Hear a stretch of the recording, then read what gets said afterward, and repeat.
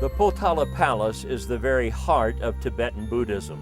To understand any religion, you have to go to its very spiritual heart, and this is the heart of Tibetan Buddhists, and that's why Tibetan Buddhists from all over the world come to worship here, because it was the seat, the throne, the holy see, if you will, of the Dalai Lama.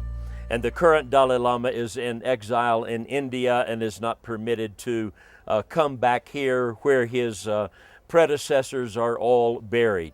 And so the Potala Palace is to Tibetan Buddhism what the ancient temple was to the Jewish people, what the Vatican is to Catholics today worldwide, what Mecca is to Muslims worldwide. Well, that's what the Potala Palace is. It represents the very heart of the Tibetan religion.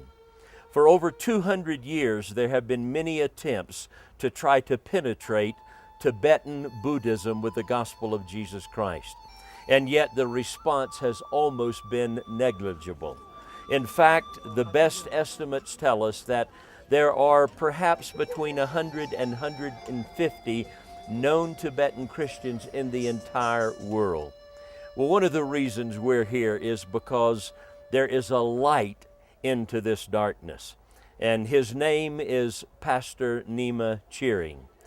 He spent years in the Potala Palace. For some 38 years, he was a Buddhist monk from the age of 6. And we are tremendously privileged and honored and humbled to have been in partnership with Pala, as we affectionately call him, Father, for over a decade. God is using him and his son Jakob as lights into the Tibetan world.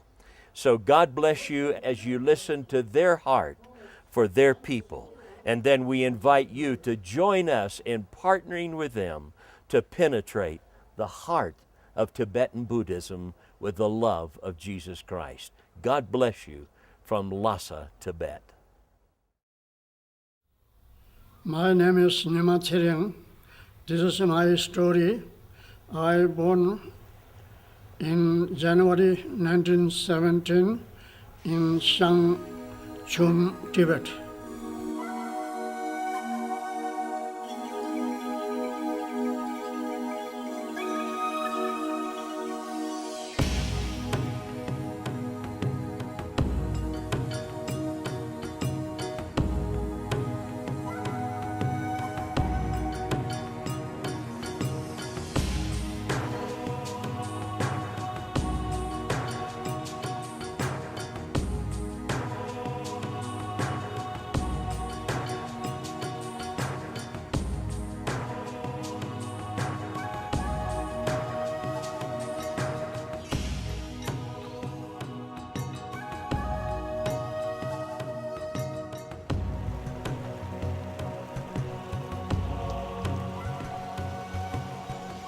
Nima Cheering was born to a family of farmers in an exotic world of breathtaking vistas and ancient rituals.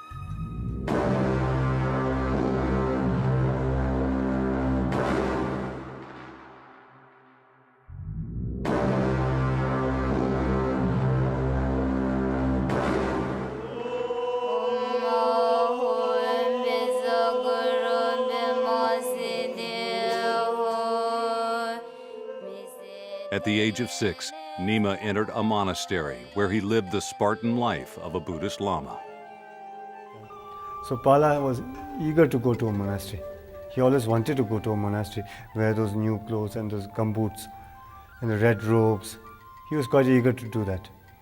And he grew up in the monastery, and there were about 4,000 monks in that monastery. Shang Gandechor, which was totally destroyed by the Chinese authorities. A huge monastery in a big land, hill landscape. It was situated very beautifully located. And right from every end of Shang, his hometown, his home state, they could view that monastery. It was in such a location. And Tibetans, when they see the monasteries, they start worshipping from far. When they see the structure, that kind of respect and faith they had in the monasteries. So he really wanted to go and join a monastery, and he stayed in that monastery for around, he was saying, nearly 32 years of his lifetime. After many years devoted to studying the Buddhist scriptures and eventually serving under the bodyguard of the Dalai Lama in the Patala Palace, Nima left his beloved Tibet and traveled to India on pilgrimage. Nima spent 14 years in India and was befriended by Christian missionaries who helped him recover from malaria and tuberculosis. He found faith in Jesus Christ and after moving to Nepal, discovered the true meaning of service by feeding and assisting Tibetan refugees fleeing their country. In 1983, he started Champa Choling, or Place of Love, where today he and his family care for over 40 needy children. He thought about name for a long time, but he thought Champa Choling is the best word to put because it talks about compassion. And compassion plays a center stage role in Tibetan Buddhism. So if we as Christians can depict compassion in another way, by serving them, it would be very effective. He thought that way. That's how it's called Champa Choling. It's a place of love in Tibetan. Nima has recently completed a decades-long project of translating the Old Testament into the Tibetan language. And now, at the age of 88, Nima continues to dream of what yet can be done. So we're just hoping and praying that we are going to move fast here and start God's work as soon as possible.